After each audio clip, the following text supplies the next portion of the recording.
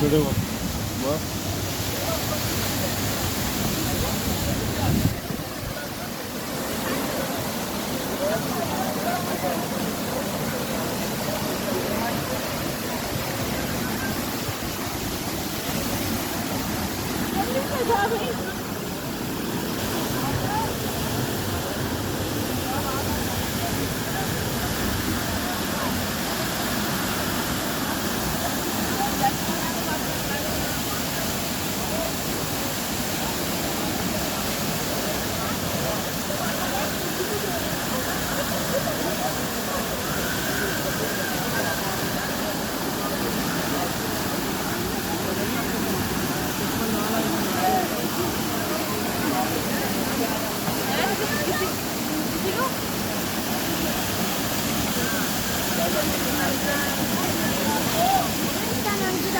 इधर खड़ा हो उनके साथ में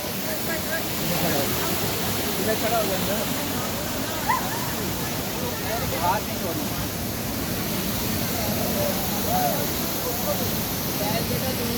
आरिफ उधर इकट्ठे होना है एक दफा नीचे आ जाए नीचे रंग ये वीडियो बन रही है जय जय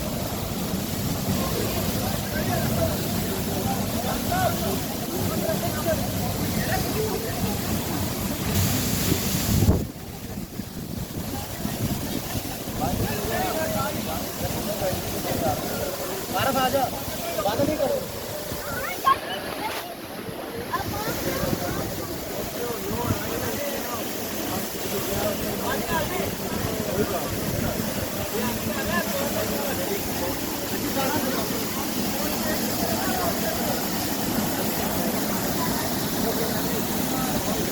तस्वीर लेने